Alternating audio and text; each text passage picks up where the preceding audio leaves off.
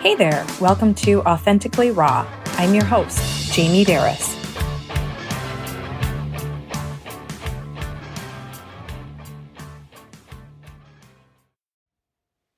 Today I'm going to share a page from the Book of Awakening by Mark Nepo.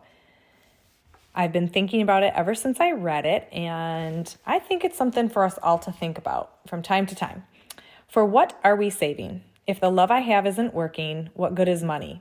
So often we put externals first. Out of worry, out of fear, out of obligation, we think we're being good Puritans by saying no to what stirs us.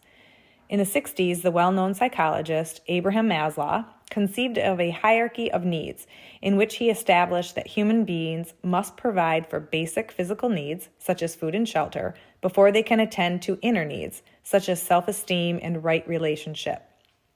While this is in part true, I believe there is a dimension of the inner life that is as imperative and equivalent as food and shelter.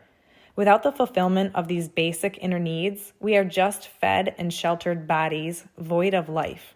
Without love, truth, and compassion, all the comforts of modern life don't matter because we are simply reduced to biological machines, not even as present as animals. Without this understanding, we often defer the risk to love. I need to establish myself before I can get involved. I need nice clothes first. I'll become physically desirable first. I'll eliminate all my problems first. We also defer love once it is before us under the guise of safeguarding our future. I won't call long distance now because I'll need the money when I retire. I won't meet them at this concert now because I'll need money for a new car in 6 years. I can't afford to enter counseling with my partner because we need storm windows. Certainly, we have to balance and make choices, but with no love in the house, there is no need for storm windows.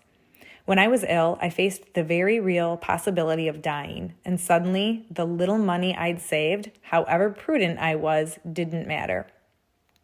It was all worthless. It became immediately clear that the only true purpose of money was to help make love work. When ill, I didn't hesitate to make all those long-distance calls I always put off.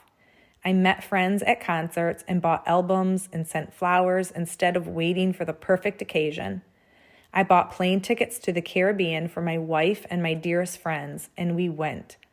Once well, I couldn't go back to deferring my life under the guise of saving. I still save some, but now I feel compelled to use whatever money I can afford to make love work, to bring truth into being, to allow generosity and compassion to flourish.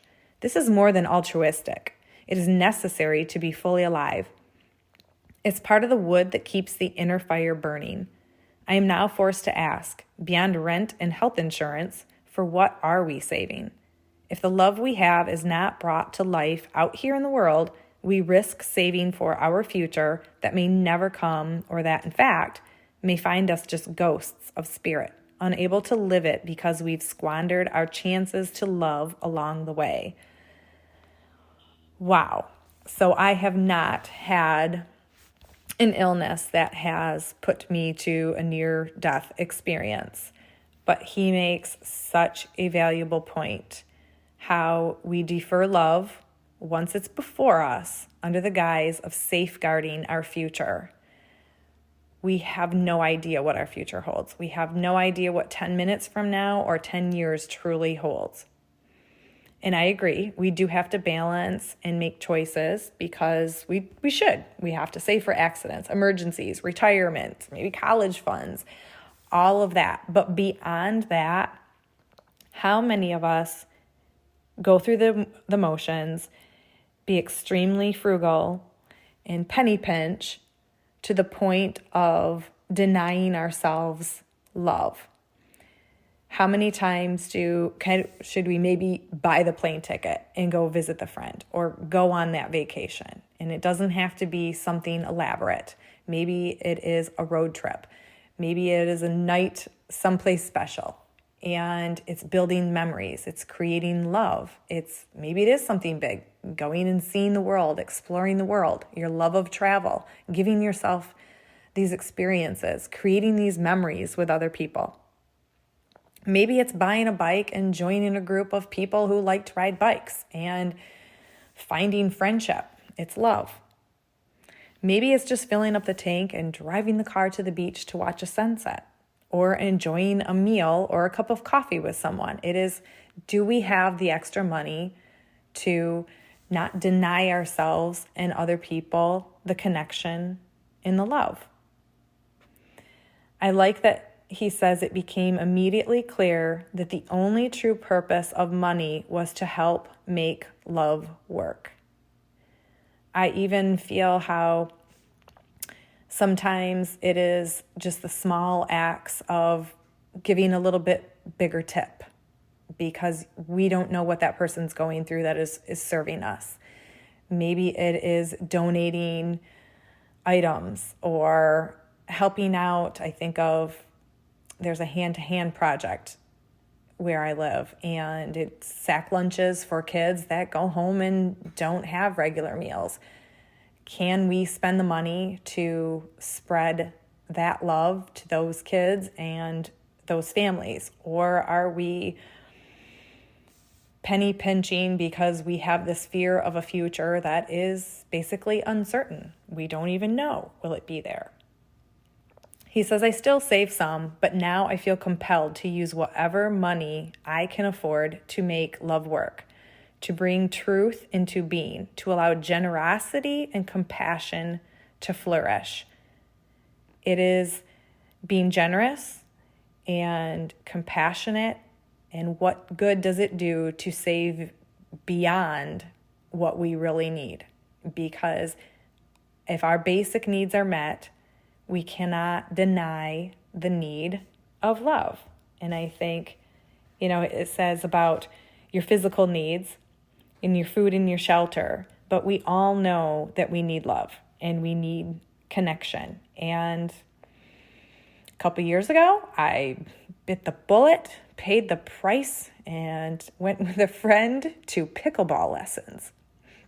But you know what? I could have said, I don't have the money for that. And that would have been 6 weeks worth of not having fun, not building that connection. And I kind of fell in love with pickleball. It's really fun. And the more I talk about pickleball, the more people I realize have had pickleball lessons or want to learn and want to play. So where is it? What is it in your life that you can stir up the love and go out and basically, ask yourself, what am I saving for? Because he said in the beginning, if the love I have isn't working, what good is money? So make your love work. As always, I'm rooting for you. Be real, be raw, be authentic. Thank you so much for being here as we kick off this podcast together. I really appreciate you joining me on this journey because I'm well aware you could be doing or listening to anything right now. Hey, if you enjoy the Authentically Raw content, please support the show by following, rating, and reviewing on Apple Podcasts or wherever you listen. You can also follow me on social media for daily inspiration. Head over to my website, jamieberris.com, to sign up for weekly transformation tips. Or if you're interested in coaching, I currently have 3 openings for one-on-one coaching. If you're looking for an empowering community, we'd love for you to join us in the Transformation Tribe, our group coaching membership. More info available on my website under the Life Coaching and Membership tabs. One last thing, I'm rooting for you. Be real, be raw, be authentic.